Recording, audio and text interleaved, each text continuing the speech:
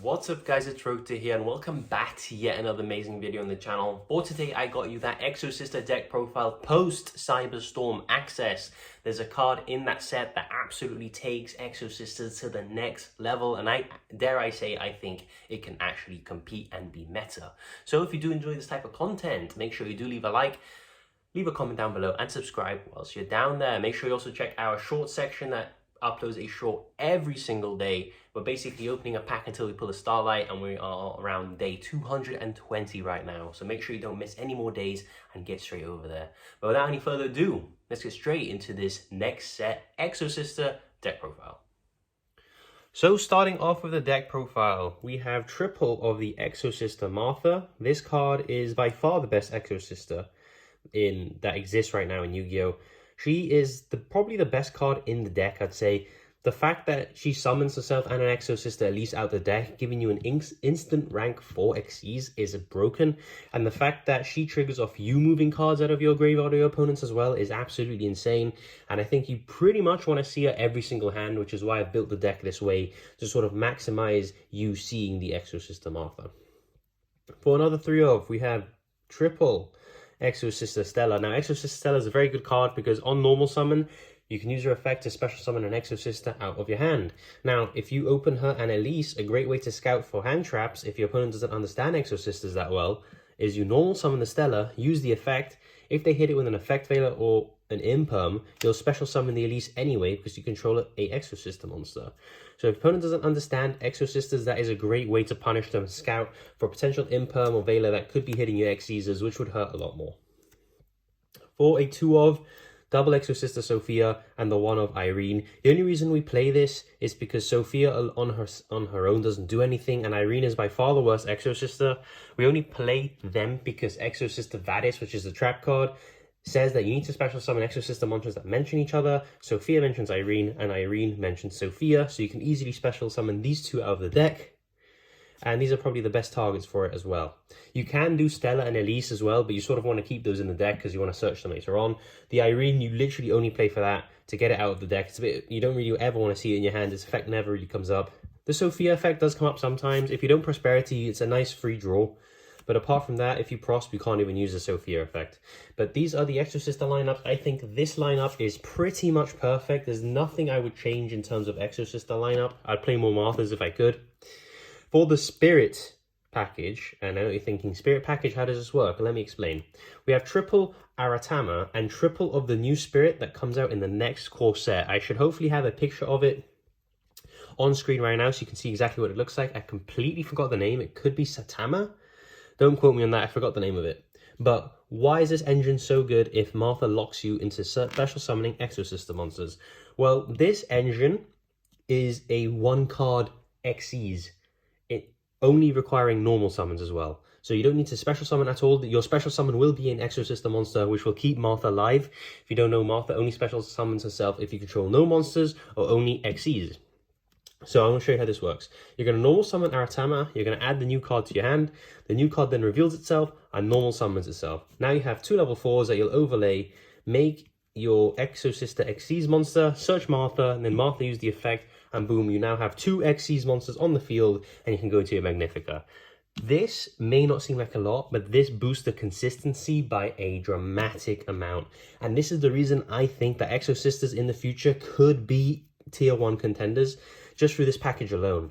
Yes, the Aratama is very, very vulnerable to Imperm or Veiler, but the punish is if you hard open the other guy anyway, they just wasted an Imperm and Veiler. Because if they imperm him and you have the new Spirit in your hand, you reveal it anyway and normal summon. And then you can Xyz anyway. So I think this package is mandatory. I picked up my Aratamas early in case it doesn't see the reprint. I hope it does for everyone so it's cheaper. But if it doesn't, I have my copies ready. So this is the Spirit package. And I think it's mandatory now after the new set comes out. For the hand traps, we don't play many. We just play the impactful ones. Ash, Imperm. That's about it. Not much room for hand traps. I'd rather be playing powerful spells, or as I said, the Spirit package that boosts consistency. So these hand traps have been just fine for me, and that's really it. Ash and an Imperm is still very, very good this format. And next format too. For the spells, triple Exosister packs, pretty standard. It's a rota. Why wouldn't you play 3? Just pay 8 and search. Search your Martha, get your plays going. Search something else if you already have a Martha. The one Capid Divinum, I only play one of it. This card, it's kind of nice to have. If you have a really good hand and you can search this, you can play around the nib by just calling nib and your opponent can't activate nib. It's also really good in the back row matchups because every time your Exosister monster declares an attack, it gets to blow up a spell or trap. And it's just decent protection as well. Your Exosister monsters you control cannot be targeted by monster special summoned from the graveyard. So that's very niche, but it can come up as well. So quite nice. For the traps, double Exosister Returnia and double Exosister Vadis. They're both incredible in my opinion. They just have different situations. Exosister Vadis is insane because you special 2 out the deck and then it just locks you into Exosisters. It doesn't even negate their effects, which is crazy.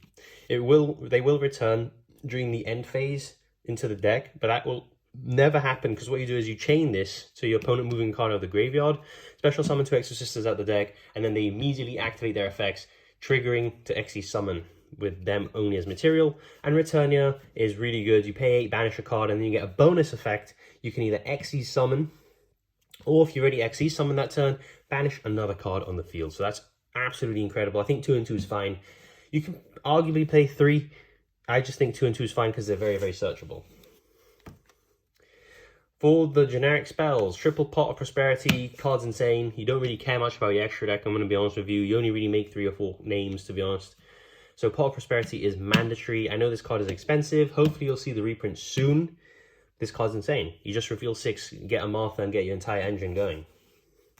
We have triple of the Dark Ruler No More. In testing, I wasn't actually playing Dark Ruler. I was playing the Book of Lunar Eclipse and an extra triple attack, which I'll get to now. But I feel like Dark Ruler No More is also a good shout. This, I guess, is the only area of the deck that I think maybe could do some adjusting. If you don't feel like playing triple Dark Ruler No More, you certainly don't have to. You can either play more hand traps or different power spells. But to round off the spells, I'm playing the one Call by the Grave and then the one triple attack. In testing, these were 2 Book of Eclipses, and this was a second triple attack. I just think Dark Ruler is very good as well, and I want to show that you can play, you know, a different... You don't have to play these cards. This is like the flex spots of the deck, and I think, you know, these can be interchanged to suit the meta or your locals. So that is the main deck. It is 40 cards. Let's now go to the extra deck. So moving on to the extra deck, we have the One Axis Code Talker package, I guess I should say, because we play the Celine and the Liner. This is really good if you don't want to use Martha. This is still really good at breaking boards. Your opponent doesn't really expect it. All your Exosisters are spellcasters as well, which is very nice. And all of your Xyzs are lights, which helps you make Liner. So I feel this package just suits the deck very well.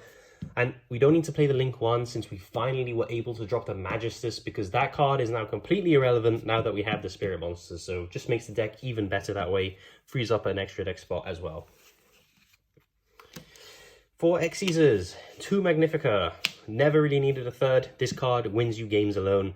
If you make this card, you're in a very good spot. It is a bit vulnerable, I guess, to the Dark Ruler No More, but it is so good, guys.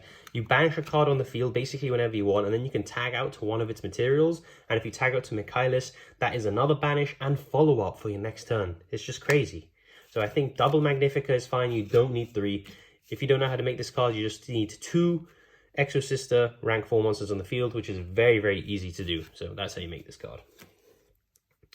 Mentioned her before, but triple Michaelis, probably the best Exosister, because this is a spell and trap search and also a banish the turn it's summoned. If you summon it during your opponent's turn, you get a banish just on a quick effect whenever you want, so it's very hard to play around that. And then, of course, if it does survive to your turn, you get a search. So really, really nice. Triple, because you go through 2 and then a third could come up, so that's why I played 3.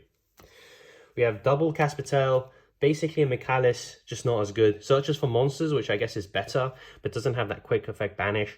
What it does is, the turn this card is Xe summon, neither player can special summon monsters from the graveyard. So it's kind of nice, but yeah, just 2 of, you don't need 3 of this.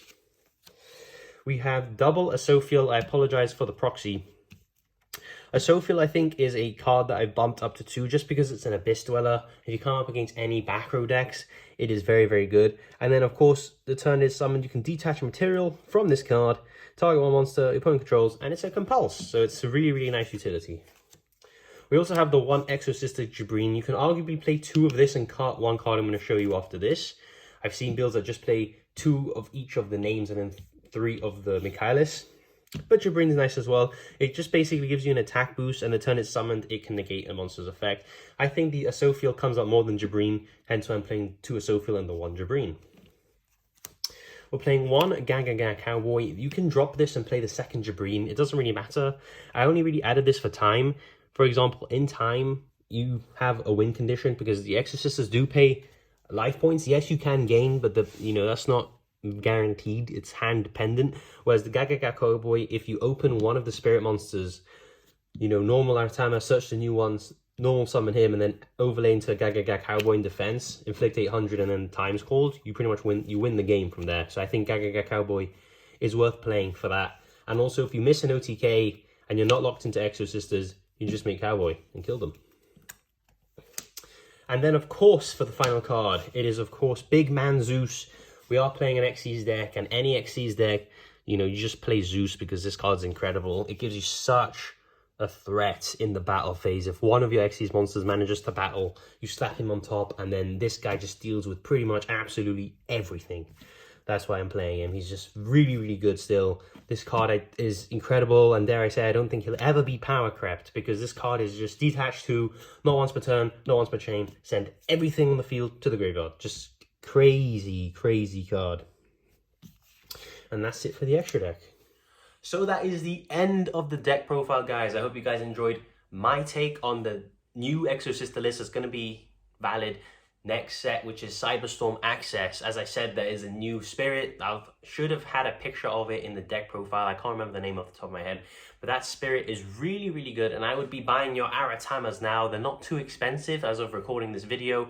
If the Aratamas don't get a reprint, and if this deck becomes meta, I can easily see Aratamas skyrocketing in price. So make sure you have them, before you need them, basically, and make sure that you get in early and save money. So I'm Rogue to here, and I hope you guys enjoyed this content, and I'll see you all in the next video. It's time! Let's go!